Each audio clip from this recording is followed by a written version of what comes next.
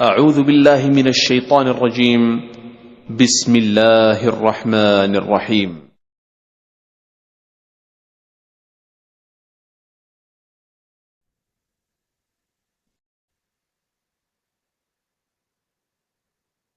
بسم الله الرحمن الرحيم. الحمد لله رب العالمين، وصلى الله على نبينا محمد وعلى آله وصحبه أجمعين، أما بعد.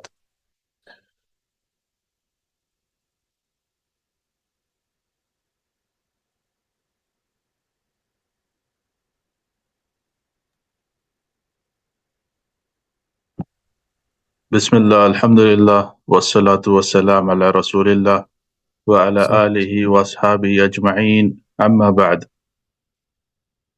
يقول المصنف الإمام الحافظ زكي الدين أبي محمد عبد العظيم بن عبد القوي المنذري في كتابه الأربعين في الأحكام.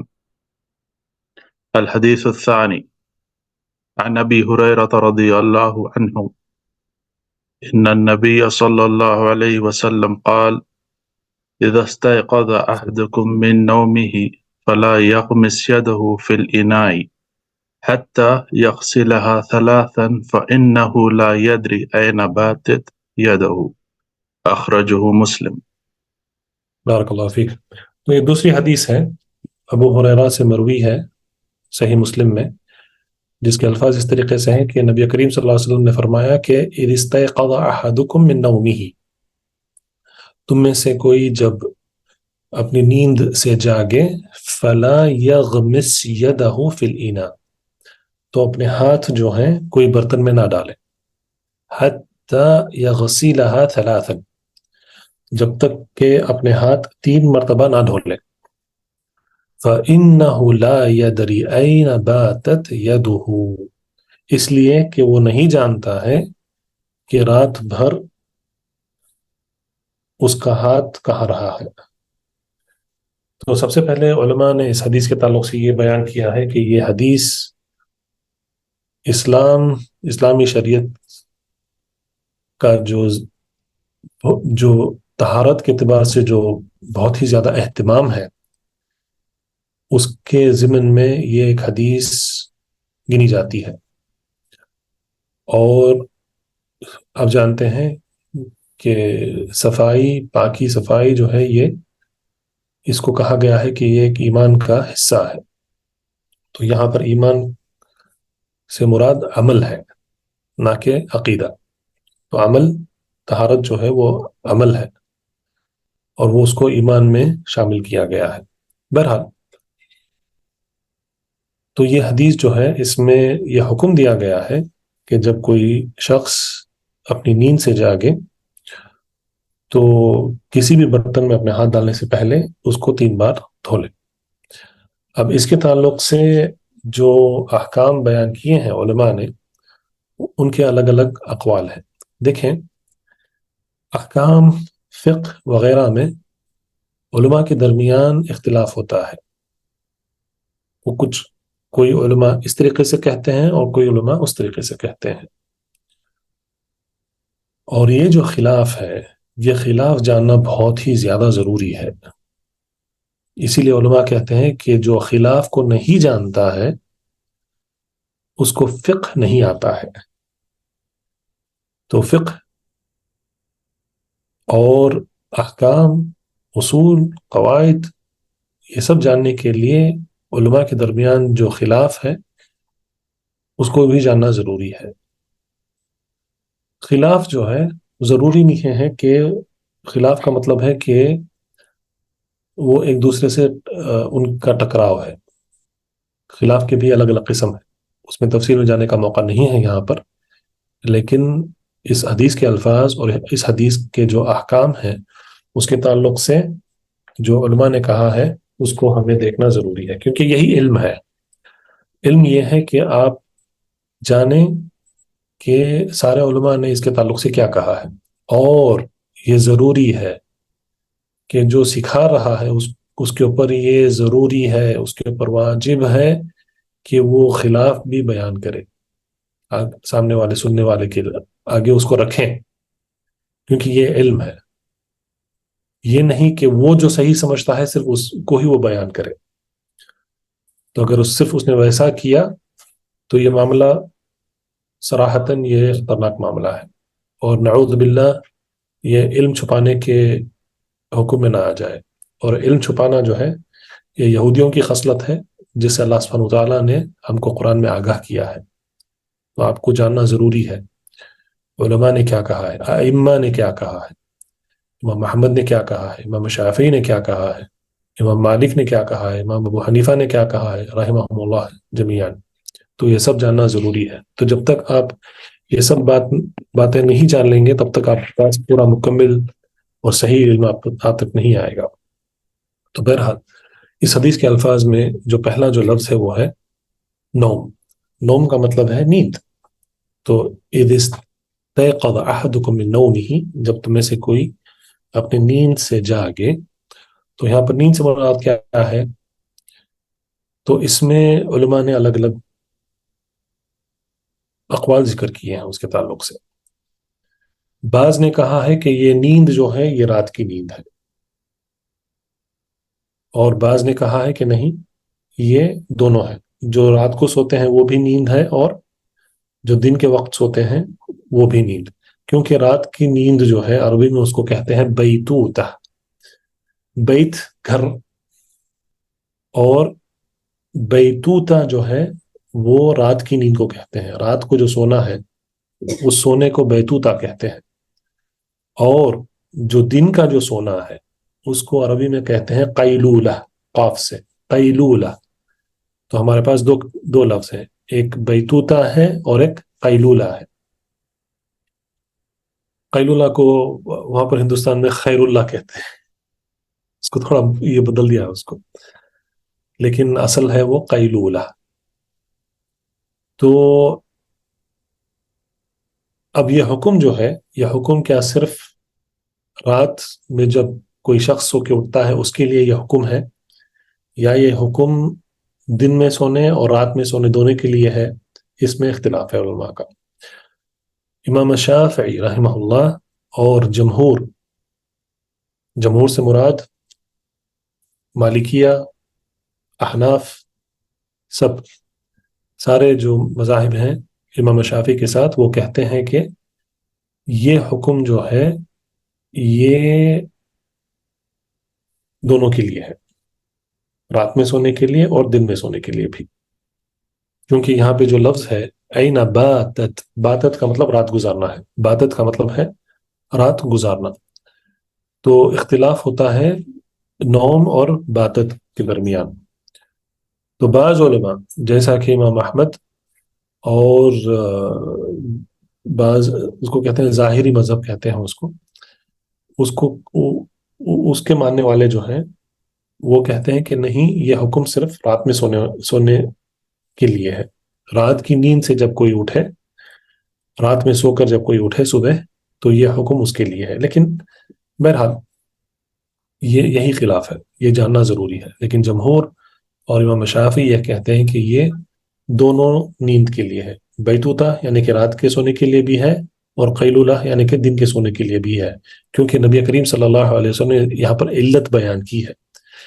یہ حکم کی علت یعنی کہ حکم کا سبب کیا ہے؟ فَإِنَّهُ لَا يَدْرِي أَيْنَ بَاتَتْ يَدَهُ، کہ کوئی ایک شخص جب سو جاتا ہے اس کو یہ پتہ نہیں چلتا ہے کہ اس کا ہاتھ کہاں گیا ہے رات میں۔ تو ایسا نہیں ہے کہ یہ صرف رات کے سونے میں ہوتا ہے، جب دن میں بھی کوئی ایک شخص سوتا ہے اس کو نیند کا غلبہ ہو جاتا ہے، اس کو پتہ نہیں چلتا ہے کہ اس کے ہاتھ کہاں گئے ہیں۔ تو یہ دونوں اقوال ثابت ہیں۔ اس کے بعد جو دوسرا جو حکم ہے، تو بہرحال تو نبی کریم صلی اللہ علیہ وسلم نے جو کہا کہ فلا یغمس یدہ، اپنا ہاتھ مت ڈالے، فی الاناء، کوئی بھی برتن میں۔ تو لا یغمس یعنی کہ مت ڈباؤ، یہ حکم ہے نہ کرنے کے لیے، اس کو کہتے ہیں عربی میں نہیں۔ تو یہ حکم نہیں ہے، نہیں کا ہے، یہ مت کریں۔ تو کیا یہ حرمت کے لیے ہے؟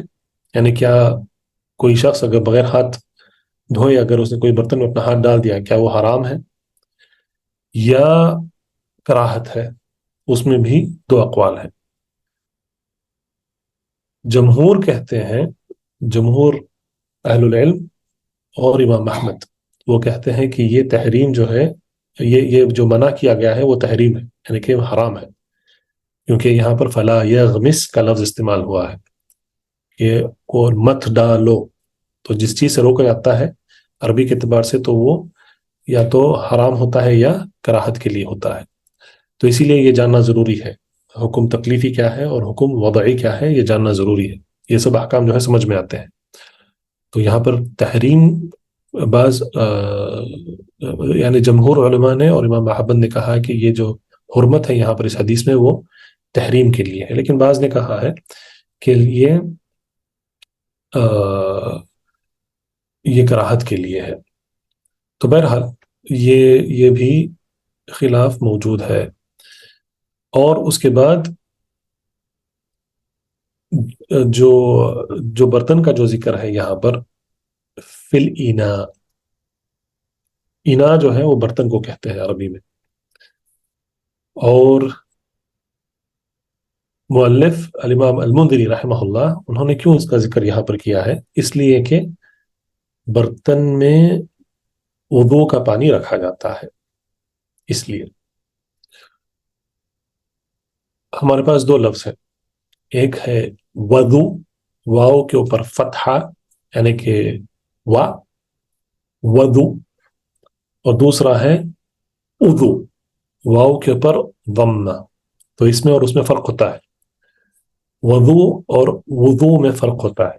وضو جو ہے واو فتحہ کے ساتھ، یہ وضو بنانے کا پانی ہے، وضو جو ہے وہ پانی کو کہتے ہیں. اور وضو جو ہے، جو عمل ہے، طہارت کا جو عمل ہے، ہاتھ دھونا، کلی کرنا، ناک میں پانی لینا، چہرہ دھونا، ہاتھ دھونا اور پیر مسح کرنا، سر کا اور پیر دھونا، یہ اس کو کہتے ہیں وضو. واو کے اوپر ضمہ ہوتا ہے، اور وضو جو ہے وہ پانی ہے. اسی طریقے سے سحور ہے اور سحور ہے. سحور سین کے اوپر جو فتحہ ہے وہ ہے کھانا، جو کھانا جو کھایا جاتا ہے سحور کے وقت، اس کو کہتے ہیں سحور. اور سحور وہ عمل ہے جو کھانا کھانے کا جو عمل ہے، اس کو سحور کہتے ہیں. تو بہرحال یہ ذکر یہاں پر ہونا کہ اپنا ہاتھ کوئی برتن میں نہ ڈالنا نیند سے اٹھ کر، تو یہ جیسا بتایا گیا کہ یہ اسلام کا جو اہتمام ہے طہارت اور نظافت کا مطلب ہے پاکی، اس کے اعتبار سے جو اہتمام ہے اسلام کا، یہ حدیث اس میں اس کے ضمن میں ہے. اور خصوصاً پانی جو وضو بنانے کے لیے جو پانی رکھا گیا ہے، جس کو وضو کہتے ہیں عربی میں، اس کے تعلق سے یہ ہے حدیث. تو اس سے پہلے جو حدیث ہے وہ ہے طہارت کے اعتبار سے، تو طہارت شرط ہے، لیکن جو وضو ہے وہ طہارت حاصل کرنے کا ذریعہ ہے پانی.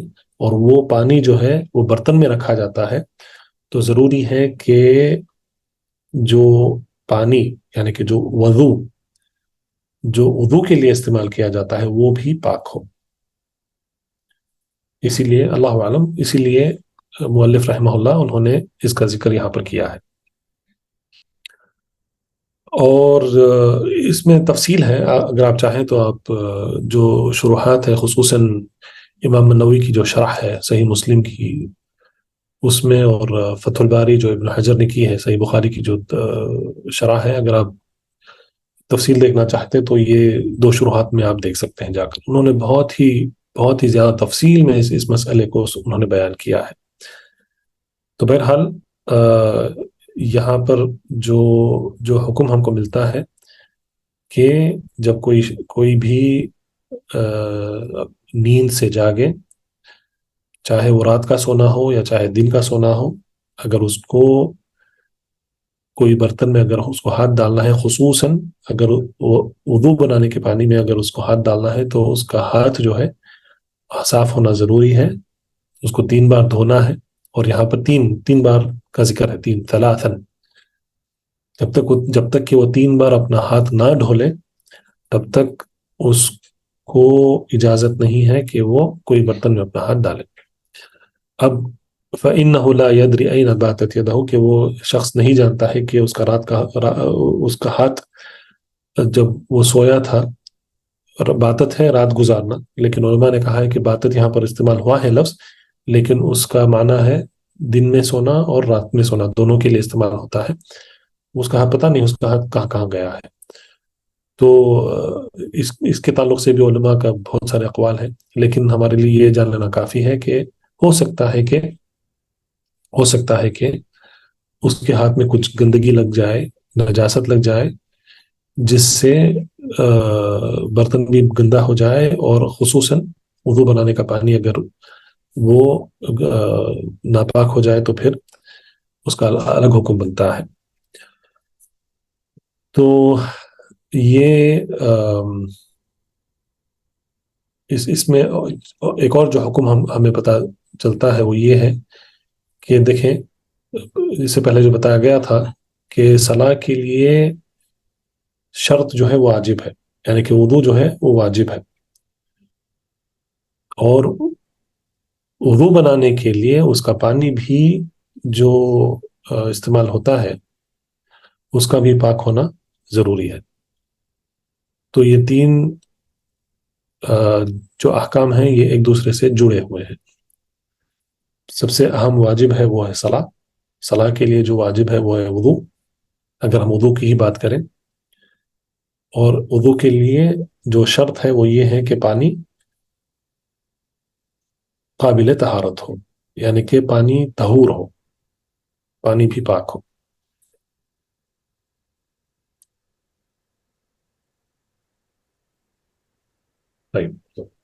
اس کے بعد وقت ہے ہمارے پاس، اگر وقت ہے تو تیسری حدیث بھی لے سکتے ہیں انشاءاللہ.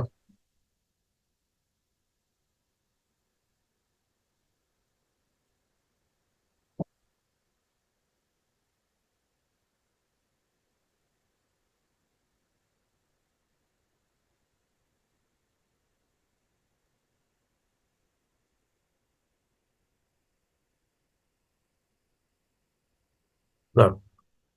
الحديث الثالث عن سلمان رضي الله عنه قال قيل له علمكم نبيكم كل شيء حتى القراءة فقال أجل لقد نهانا أن نستقبل القبلة بغائط أو ببول أو أن نستنجئ باليمين أو أن نستنجئ بأقل من 3 أحجار أو أن نستنجي برجيع أو عظم أخرجه مسلم.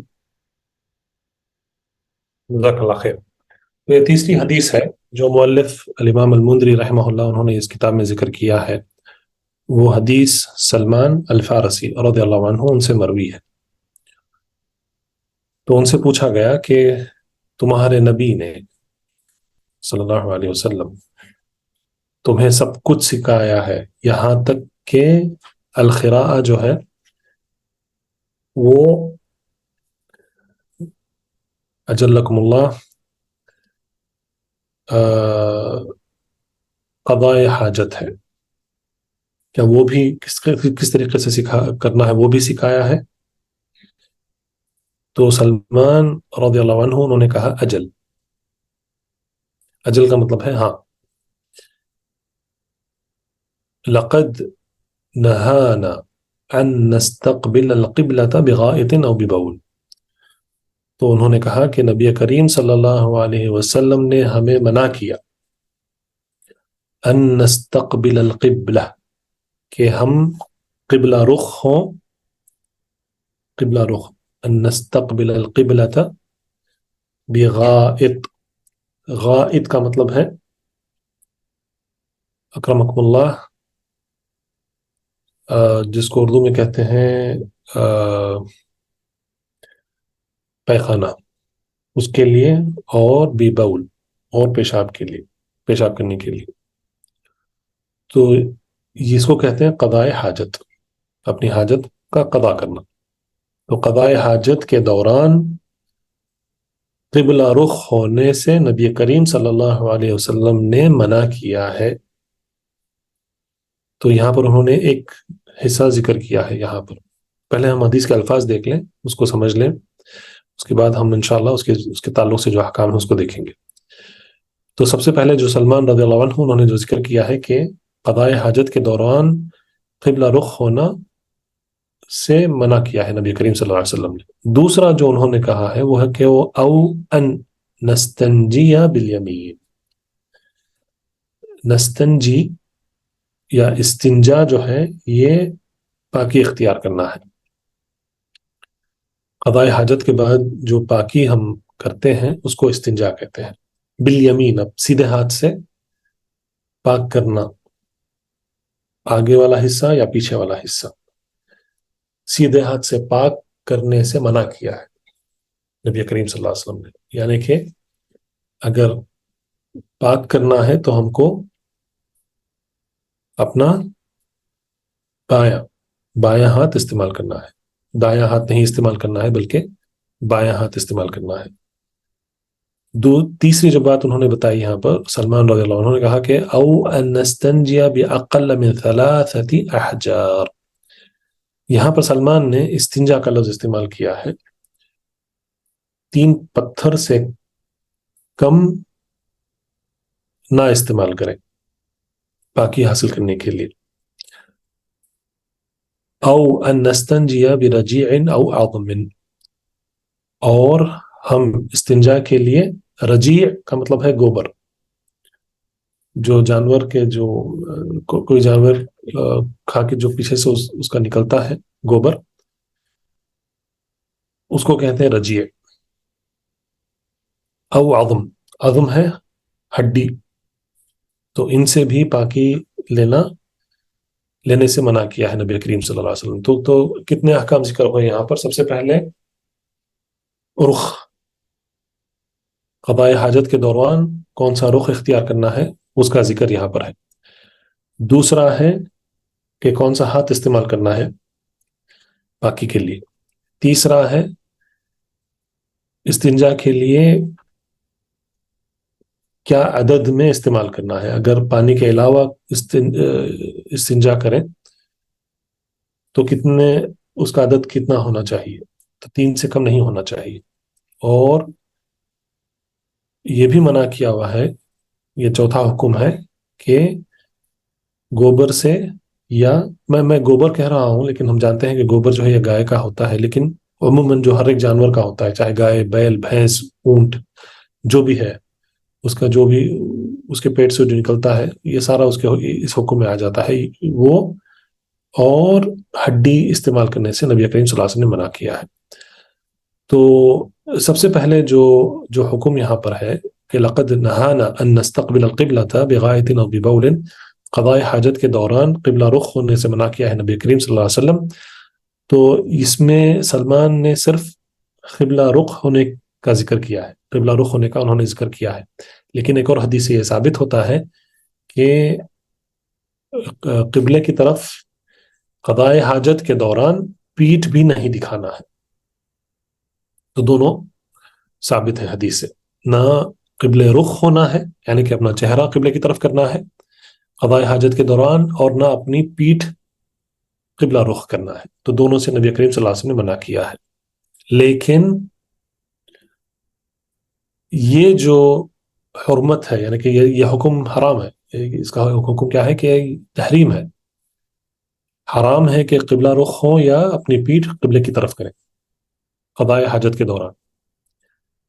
اس میں علماء کے بعض اقوال ہیں. بعض علماء کہتے ہیں کہ یہ حدیث جیسی ہے ویسی اس کو لیں گے اور کہیں، اور ان کا جو حکم ہے یہ حکم ہر جگہ ہے، چاہے کوئی شخص ایک کھلی جگہ میں بیٹھا ہے قضاء حاجت کے لیے یا 4 دیواری کے اندر ہے. یہ ایک موقف ہے علماء کا. بعض علماء کہتے ہیں کہ نہیں، یہ جو حکم ہے یہ صرف کھلی جگہ کے لیے ہے، آسمان کے نیچے. مطلب کوئی شخص کوئی صحرا میں چلا گیا یا کوئی جنگل میں چلا گیا جہاں پر دیواریں نہیں ہیں، تو یہ حکم صرف اس کے لیے ہے. یہ حکم جو 4 دیواری کے اندر ہے، جیسا کہ آج کل ہم دیکھتے ہیں کہ سارے گھروں میں حمام میں دو قضاء حاجت کی جگہ بھی ہوتی ہے اور نہانے کے لیے بھی جگہ ہوتی ہے، تو یہ کہتے ہیں کہ یہ چار دیواری کے اندر یہ حکم نہیں ہے، چار دیواری کے اندر جائز ہے کہ قبلہ رخ ہو یا اپنی پیٹھ قبلے کی طرف کرے۔ تو یہ دونوں اقوال ثابت ہیں علماء سے۔ دوسرا جو حکم ہے او ان نستنجی بالیمین، تو سیدھا ہاتھ استعمال کرنے سے کیوں نبی کریم صلی اللہ علیہ وسلم نے روکا ہے؟ اس لیے کہ سیدھا ہاتھ جو ہے وہ اس کو عربی میں کہتے ہیں للاکرام، یعنی کہ سیدھے ہاتھ کا ایک مقام ہوتا ہے، جو اچھے کام ہیں وہ سیدھے ہاتھ سے کیے جاتے ہیں، مصافحہ کرنا یا کھانا پینا، یہ سب سیدھے ہاتھ سے کیے جاتے ہیں۔ تو سیدھے ہاتھ کا جو ہے وہ، یعنی کہ دائیں ہاتھ کا جو ہے وہ ایک مقام ہے، ایک مرتبہ ہے، تو اسی لیے سیدھے ہاتھ سے یا دائیں ہاتھ سے گندے کام نہیں کیے جائیں گے، اور اسی لیے اگر ہاتھ استعمال کرنا ہے باقی کے لیے تو ہم کو اپنا بایاں ہاتھ استعمال کرنا ہے، اور اس پر اتفاق ہے۔ اس میں کسی نے، کوئی عالم نے یہ نہیں کہا ہے کہ اس میں چھوٹ ہے، سارے علماء کا اس پر اتفاق ہے کہ اپنا دائیں ہاتھ استنجا کے لیے استعمال نہیں کریں گے۔ او ان نستنجی باقل من ثلاثة احجار، تو یہاں پر سلمان رضی اللہ عنہ نے استنجا کہا ہے، لیکن علماء کے نزدیک یہ معروف ہے کہ استنجا جو ہے وہ پانی کے لیے استعمال ہوتا ہے، لفظ پانی سے جو پاکی اختیار کرتے ہیں قضاء حاجت کے بعد اس کو استنجا کہتے ہیں، لیکن پانی کے علاوہ ٹیشو پیپر، ٹوائلٹ پیپر وہ کہتے ہیں آج، پیپر جائز ہے، پیپر، مٹی کے ڈھیلے، اینٹ، پتھر، اس سے جو پاکی جو اختیار کی جاتی ہے اس کو استجمار کہتے ہیں، عربی میں اس کو استجمار کہتے ہیں۔ استنجا جو ہے وہ پانی کے لیے ہے، اور استجمار الف سین تا جیم استج میم الف را، استجمار جو ہے یہ غیر پانی کے علاوہ جو بھی استعمال ہوتا ہے پاکی حاصل کرنے کے لیے اس کو استجمار کہتے ہیں۔ تو اس کا حکم یہ ہے کہ یہ 3 سے کم نہ ہونے چاہے۔ اگر کوئی شخص پتھر استعمال کر رہا ہے تو کم از کم اس کو 3 پتھر استعمال کرنے ہیں، اور اگر سمجھے ٹیشو پیپر بھی اگر وہ یوز کر رہا ہے تو اس کو 3 پیپر استعمال کرنے ہیں، یعنی کہ 3 بار اس کو اپنی آگے والی جگہ یا پیچھے والی جگہ کو اس کو صاف کرنا ہے 3 بار۔ او ان نستنجی برجیع او عظم، اور نبی کریم صلی اللہ علیہ وسلم نے یہ منع کیا ہے کہ پاکی حاصل کرنے کے لیے گوبر یا ہڈی کا استعمال کریں۔ تو سبحان اللہ، یہ جو منع ہے، خصوصاً جو گوبر اور ہڈی کا جو استعمال ہے، وہ اس کا بھی حکم دوسرے حدیث سے ثابت ہے۔ گوبر جو ہے، اگر جانور ایسا جانور ہے جس کا کھانا حرام ہے، اگر اس کا گوبر استعمال کر رہے ہیں تو وہ بھی نجس ہے، کیونکہ جو جانور حرام ہے وہ کیوں حرام کیا گیا ہے؟ اس کی نجاست کی وجہ سے وہ حرام کیا گیا ہے، اور وہ جانور کے پیٹ سے جو نکلتا ہے وہ بھی نجس ہے، تو نجاست سے طہارت کیسے حاصل ہوگی؟ نہیں ہو سکتی ہے۔ تو یہ سرسری طور پر ہم اس کو سمجھ سکتے ہیں، میں دہراؤں اس کو، کہ جانور جو حرام جانور ہے اس لیے حرام کیا گیا ہے کیونکہ وہ نجس ہے، جانور، اس کا کھانا نجس ہے، ناپاک ہے یا نقصان دہ ہے۔ تو جو جانور حرام ہے تو اس کے پیٹ سے نکلی ہوئی چیز کیسے صاف ہو سکتی ہے؟ وہ بھی نجس ہے، تو نجاست سے طہارت حاصل نہیں ہو سکتی ہے۔ لیکن اگر جانور حلال ہے، جس کا گوشت ہمیں کھانا جائز ہے، تو اس کا بھی اس کے پیٹ سے نکلی ہوئی چیز بھی ہم اس کو نہیں استعمال کر سکتے ہیں، کیونکہ ایک اور حدیث میں یہ نبی کریم صلی اللہ علیہ وسلم نے بتایا کہ یہ جو گوبر ہے جنوں میں سے جو تمہارے بھائی ہیں ان کے جانور کی غذا ہے. اب ہم انسان ہیں تو ہم جانور رکھتے ہیں، بھیڑ، بکری، گھوڑا، بھینس، گائے، بیل، اونٹ وغیرہ وغیرہ. اسی طریقے سے جو جن ہیں وہ بھی جانور رکھتے ہیں، ان کے بھی جانور ہیں، وہ بھی جانور رکھتے ہیں.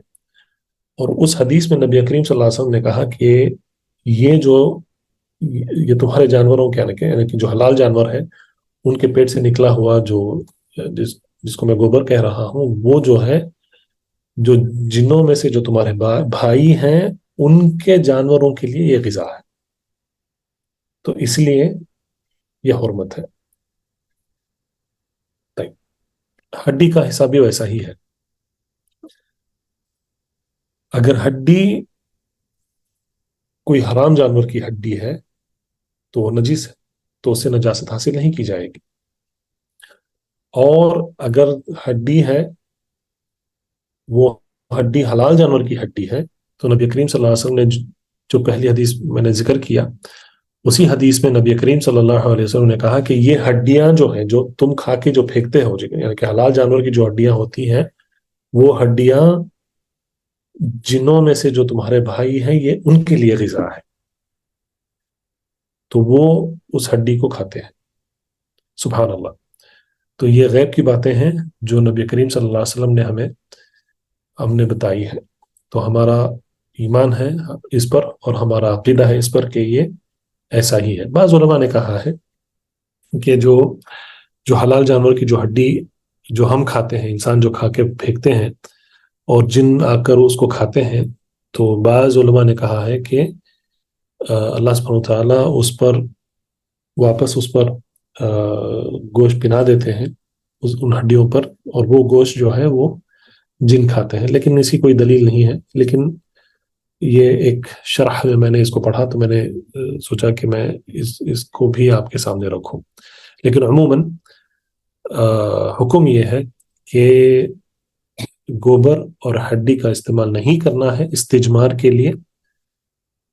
اس کے علاوہ پتھر، مٹی کے ڈھیلے، اینٹ، جو بھی ہیں دوسرے جو ہیں، یہ استجمار کے لیے استعمال کرنا جائز ہے. لیکن فضیلت یہ ہے کہ استجمار کریں اور پھر استنجا کریں. اور یہ خاصیت تھی مدینے والوں کی، انصار کی یہ خاصیت تھی. اور اس کے تعلق سے ایک حدیث میں یہ ذکر آیا ہے کہ انصار جو ہیں وہ استجمار کرتے تھے پہلے، یعنی کہ پانی کے علاوہ کوئی بھی چیز استعمال کرتے تھے پاکی حاصل کرنے کے لیے، اور پھر اس کے بعد اس کو دھویا کرتے تھے. یعنی کہ وہ 2 طہارت کا استعمال کرتے تھے. تو اسی لیے اس کو انصار کی فضیلت میں اس کو ذکر کیا ہوا ہے. تو اس حدیث میں جو شرط ہے، صلاح کی جو شرط ہے وہ ہے ازالت النجاسہ. ازالت النجاسہ، تو نجاست جو ہے اس کا ازالہ کرنا، اس کے تعلق سے ازالت النجاسہ ایک شرط ہے صلاح کے لیے. تو اس شرط کے تعلق سے مؤلف رحمہ اللہ الامام المنذری انہوں نے یہ حدیث ذکر کی ہے.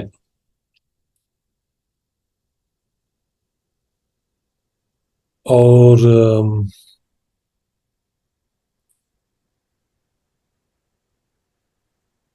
نہ تو میں سمجھتا ہوں کہ وقت کافی ہو گیا ہے، تو یہاں پر ختم کریں گے. انشاءاللہ اگلے ہفتے پھر مکمل کریں گے آنے والے حدیث کو. وباللہ التوفیق، وصلی اللہ علی نبینا محمد وعلی آلہ وصحبہ وسلم.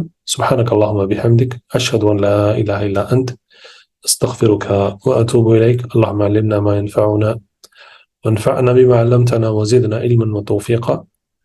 سبحان ربك رب العزة عما يصفون وسلام على المرسلين والحمد لله رب العالمين وبارك الله فيكم أجمعين. والسلام عليكم ورحمة الله وبركاته. فاعلم أنه لا